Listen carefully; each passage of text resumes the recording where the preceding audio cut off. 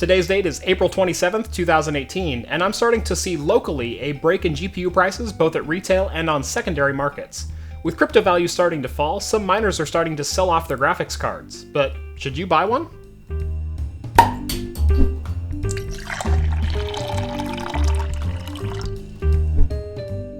Welcome back to Craft Computing. As always, I'm Jeff. As a hobbyist, I am constantly on Craigslist and eBay looking for good deals in tech products. I started noticing about a month ago people starting to sell their entire mining rigs. Now, the video cards being sold were still priced astronomically high, but the fact that they were selling them at all likely means that they are no longer profitable to mine with. But the question is, should you buy one of these cards? I waited a few more weeks and finally jumped on what seemed like a good deal. An individual was selling around a dozen RX 400 and 500 series graphics cards.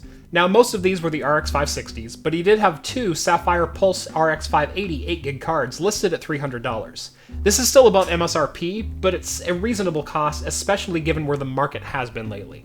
Story time. So, we met up in a mall parking lot so I could take a look at the card. It came in the retail box, and all the accessories were still included. It even had all the DisplayPort covers still installed. There wasn't a trace of dust, and the fan spun very free and easy. Overall, the condition was quite impressive, even for a used card, but especially one that had been used in a mining rig. Then I asked him the burning question. So, how long did you mine on this? The seller started looking at the ground, got really quiet, and mumbled something on, this card? Maybe like a couple of weeks. I don't know. That one, not long on this one, man. No, not long at all. From my perspective, the price was right, and I just wanted an honest answer. So I reached into my pocket, pulled out the money, handed him the money, and said, "So somewhere around 6 months then?" And he goes, "Yeah, something like that." While reviewing this card, I wanted to pay very close attention to thermals and stability, things that may have been compromised from months on end of whip cracking down in the mines. So the first thing I did was plug it in and make it run Furmark for 14 hours. I know, not exactly the life this video card imagined it would get with me, but hey, science isn't always pretty. I am happy to report, though, that the RX 580 made it through this test without crashing and peaked at just 76 degrees Celsius. Now, normally the monitors behind me are just for show, but in this case, this is actually my RX 580 running Unigen Heaven in a loop, and it's been going for almost 24 hours now. Again, even after my gaming benchmarks were done, I wanted to make sure this card was rock solid stable. On to our synthetic tests. 3D Mark Firestrike gave us a graphics score of 14,454, and TimeSpy managed a 4221. Both of these scores are exactly where I would expect an RX 580 8GB to achieve, meaning thus far, performance, thermals, and stability are all non-issues. Moving on to our actual real-world gaming, I ran all tests at 1440p ultra settings to make sure I gave the card a proper workout. There are more optimized settings for some of these games at this resolution, but I wanted to keep the stress on the GPU and not on the CPU. Starting off with Grand Theft Auto 5, we see an average of 67 frames per second with a 0.1% low of just 56. Overall, a great experience at max settings, and the population density, distance, and variety sliders were all set to max. Far Cry 5 averaged just below 60, managing 58.1 frames per second. The lows were dipping down into the 20s, but to my eyes there was no real noticeable stuttering going on here.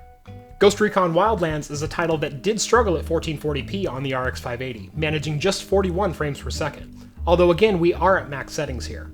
The game is plenty playable, but far from crisp and smooth. Near identical numbers were also observed on Rise of the Tomb Raider. It did manage slightly higher average of 47 FPS, but with lows of 34 and 27 respectively. Some tweaking could be made to both games to get the averages up above 60 with little effort. And finally, Doom with its Vulkan API scored 101 frames per second on average, with a 0.1% low of just 61. Of course, this title's performance should surprise no one. And as I mentioned earlier, I finished up with a 24-hour run of Unigen Heaven running on a loop, and noted the max temps and fan speed through hardware info. After a full day, the max temp observed was just 72 degrees Celsius, with a max of 2200 RPM on the fans. Of note though, the Sapphire Pulse will not even spin up its fans until the GPU reaches 60 degrees Celsius. The card stayed nearly inaudible during testing, even with stress tests like this going on. So, I started this video with the question, should you buy a graphics card that has been used extensively for crypto mining? Well, my testing shows absolutely no performance degradation on this card, and that's actually exactly what I expected. Whether this card was used for crypto mining, in a render farm, or just some light gaming use, it should have plenty of life left in it.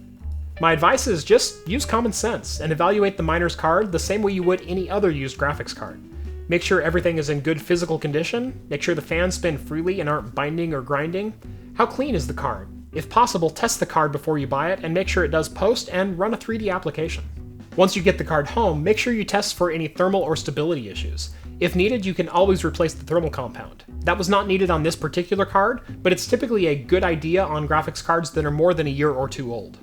One word of warning I do have if you are in the market for a used graphics card is make sure you check MSRP and retail prices before you buy. A news report came out this past week that indicates GPU shipments are down as much as 40%, so GPU prices may be returning to normal sometime in the very near future. Don't spend $450 on a GTX 1070 when you may be able to pick one up used for $300 in another month or so when prices have truly normalized. I threw a lot of info at you in this one, but what do you guys think? Would you buy a card knowing it was used to mine crypto for months on end? Let me know down in the comments. Be sure to like this video and subscribe so you don't miss any future videos. I've got a lot of cool projects coming up here very shortly. Feel free to drop me a suggestion down below as well. I'm always on the lookout for new ideas. As always, thank you everyone for watching, and I will see you in the next video. Cheers, guys.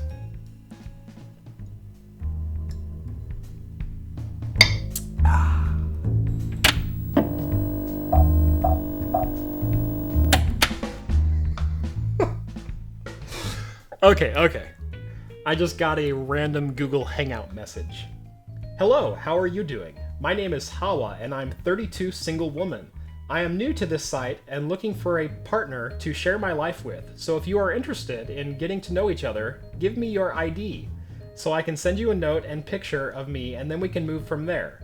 Then they sent me a picture of my profile picture, and then, how are you doing? Yeah, so if anyone's looking for a 32-year-old single woman who they'd like to share their life with, email hawa5555@gmail.com. Matchmaking and graphics card reviews. What more could you want in a channel? Now I really need a drink.